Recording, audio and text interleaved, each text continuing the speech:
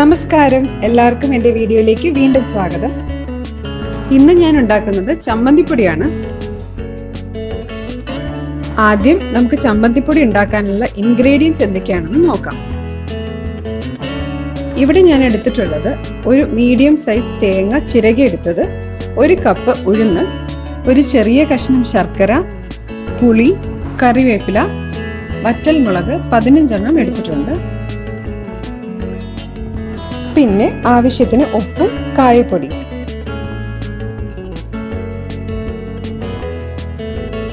ആദ്യം മീഡിയം ചൂടായ പാത്രത്തിൽ വറ്റൽമുളക് വറുത്തെടുക്കാം. 2 മിനിറ്റ് വറുത്തെടുത്താൽ മതി. ഇപ്പോൾ ഇത് റോസ്റ്റ് ആയിട്ടുണ്ട്. ഞാനിത് വേറൊരു പ്ലേറ്റിലേക്ക് മാറ്റുകയാണ്.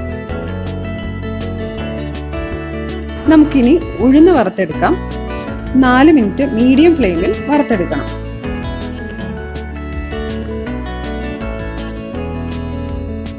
ഇപ്പോൾ ഉഴുന്ന് റോസ്റ്റ് ആയി കഴിഞ്ഞു.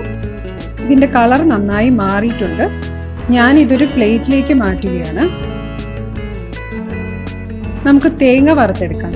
അതിനായി ഞാൻ 1 ടേബിൾ സ്പൂൺ വെളിച്ചെണ്ണ ഒഴിച്ചിട്ടുണ്ട്. അടിയിൽ ഒട്ടിപ്പിടിക്കാതിരിക്കാനാണ് ഞാൻ എണ്ണ ഒഴിച്ചത്.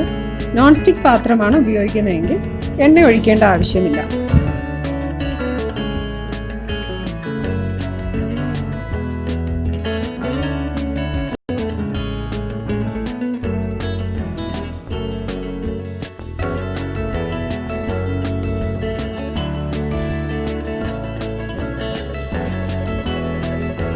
ഇപ്പോൾ തേങ്ങ കുറച്ച് ബ്രൗൺ ആയിട്ടുണ്ട്. ഇതിലേക്ക് ഞാൻ കറിവേപ്പില ചേർക്കുകയാണ്. ഇതിനി നന്നായി വറുത്തെടുക്കണം. ഇപ്പോൾ തേങ്ങ നല്ല ബ്രൗൺ കളറായി. ഇനി നമുക്ക് സ്റ്റൗ ഓഫ് ചെയ്യാം. തേങ്ങ വറുത്തെടുക്കാൻ എനിക്ക് ഏകദേശം 25 മിനിറ്റ് സമയമെടുത്തു.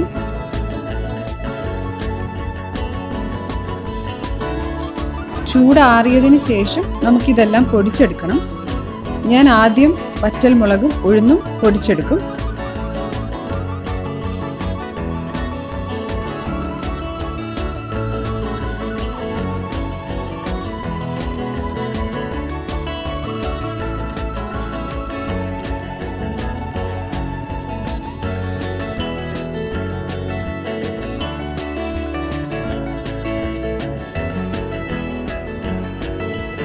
വറുത്ത് വെച്ച ഉഴുന്നും മുളകും പൊടിച്ചെടുത്തതാണിത്.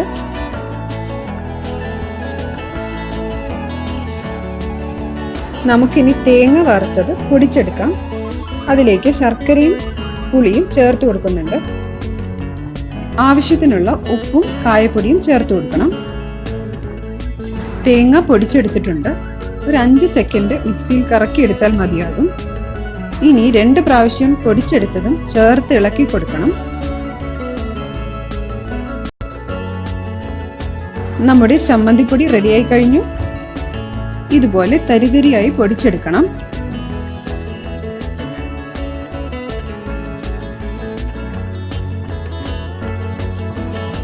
നിങ്ങൾക്ക് ഈ വീഡിയോ ഇഷ്ടപ്പെട്ടിട്ടുണ്ടെങ്കിൽ സബ്സ്ക്രൈബ് ചെയ്യാത്തവർ സബ്സ്ക്രൈബ് ചെയ്യാൻ മറക്കരുത്. Thank you.